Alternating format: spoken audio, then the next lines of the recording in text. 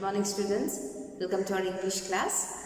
And let us continue the lesson. C.V. Raman, the pride of India.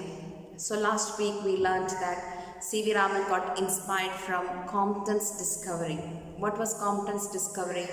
Compton discovered that the nature of X-rays changes when passed through some matter, and the change was dependent on the kind of matter. So this effect was called as Compton effect. So when Compton got Nobel Prize for this discovery in 1927, it made Raman think about his studies of light. If that was true with X-rays, the same principle can be true with light rays also.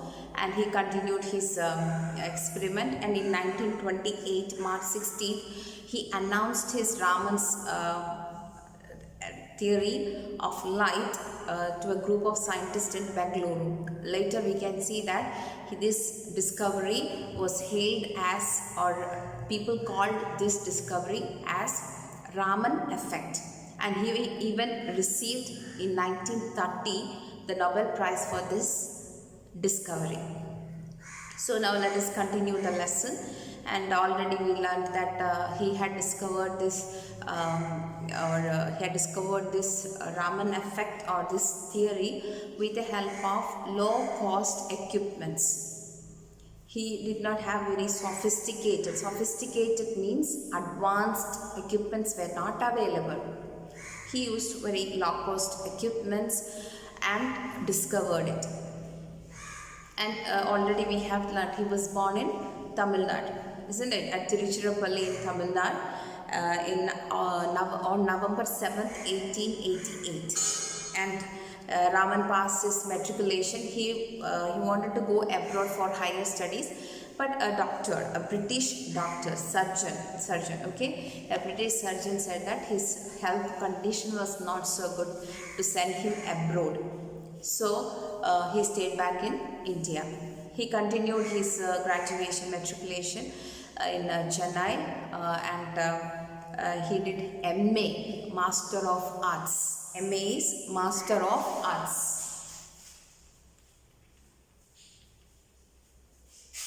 He did Master of Arts in Residency College, Madras, now called as Chennai. Already you have seen the picture. And science had he had great interest in science, and an impression was there. So he started writing research papers in the science journals. Journals are magazines, okay? So he started writing about some scientific things in his science magazines. And when he was 19, he became a member of Indian Association for Cultivation of Science. His parents' interest was, their wish was that Raman should get a good job. So what did he do? He searched for his job. He went for a job. He took up an administrative job in finance ministry in Kolkata. He was a chief accountant of that department. But this job did not his interest in science was so deep that after doing job or after going to office, he will come back evening and he will go straightly to this already explained Indian Association for Cultivation of Science headquarters. There was a laboratory. He used to go there, and night full he used to do experiments. So you can see that even though he was having a job, his interest in science did not flag. Did not flag is a new term for you, right? It means did not become less. It increased. It did not become less. Even though he had a job, his interest in science did not decrease. It was increasing day by day. And in his youth, during this invention, he studied about the light, all the optics, science of light. In his youth, he studied about acoustics. What is that? Acoustics. Acoustics is science of sound. Science of sound. Science of sound. Sound. You hear sound, right? We can hear certain instruments make sound. For example, stringed musical instruments, tabla, veena, sitar, and all these are musical instruments. Some instruments produce sound while we beat on them, or some produce sounds when we blow air on them, and some produce sounds when we move the strings on them. So sitar and violin, they have strings. So these strings are used to make the sound. So our Raman used to study how this sound is produced in a harmonious way, in a pleasant way. The music of the instruments are very beautiful to hear. Not like the sound which we make bada bada bada sounds. It's very harmonious. In a pleasant way, we could hear the sounds. How is this sound produced? So these were his studies in his youth. And he was elected to the Royal Society of London in 1924. He was elected to Royal Society of London in 1924. Royal Society of London, what is that? It is a society where a group of scientists come together to encourage the scientist who finds things and which can be used for the welfare of the human beings, humanity, for the human beings. So this is a society founded in 1660. So he also became a member of this Royal Society of London in 1924. And you can see that British government had honored him or respected him by giving him an award, Knight. He became the Knight. Don't forget, this K is silent, so Knight, So he became the Knight. He was awarded, he was honored by giving the Knight, by making him the Knight of the society. Knight is an honor or some type of the honorary name or some awards given. For our understanding, it is like an award or a position given to him. High ranking is given to him for his works. And his advice. Now, he is a great scientist and he advises the young scientists what they should do to become a good scientist. What should they do? They should look at the world around them and not to confine them in the laboratories. So we think that scientist means what comes into our mind. We think that scientists are born in labs. Means good scientist or the best scientist is born in laboratories.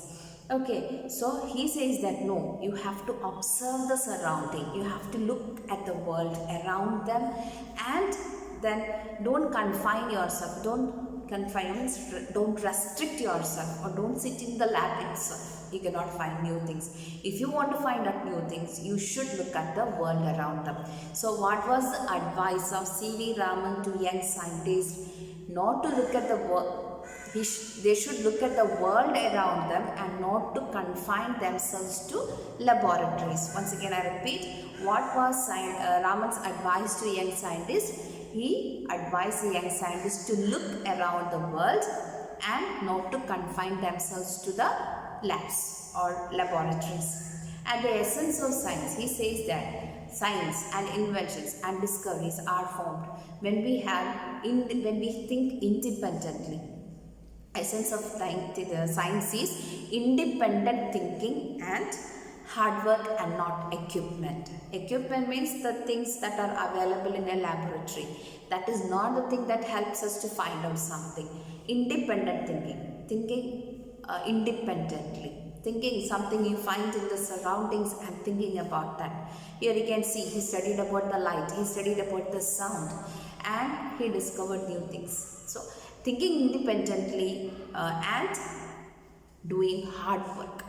So he did hard work. He used to go to office daytime and nighttime. He used to do his practicals, experiments in the laboratories, right?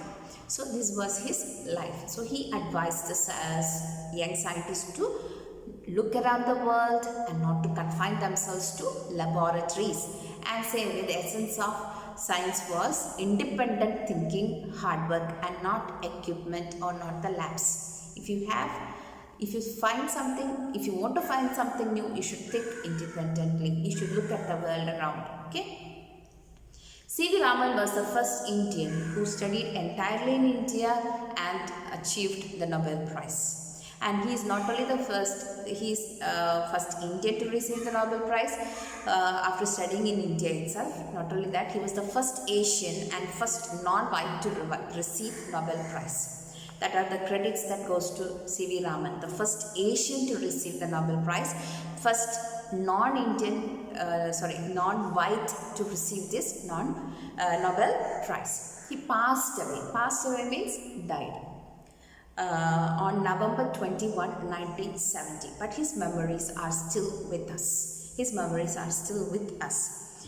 And the day on which he discovered Raman effect, that was on February 20th. As you all know, February 20th is celebrated as National Science Day. February 28th, the day on which Raman discovered Raman effect, is considered as the National Science Day.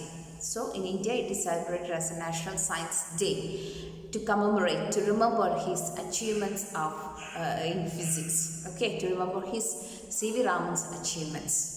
So that is all about our C.V. Raman. So our lesson has been completed. Now your exercises will be given later. Students, let C.V. Raman inspire you also to become a scientist in the life. So follow what C.V. Raman had said to you, to just observe the world, look at the world and find something new from that. And you can also become a good scientist if you follow the advice of C.V. Raman. Try it.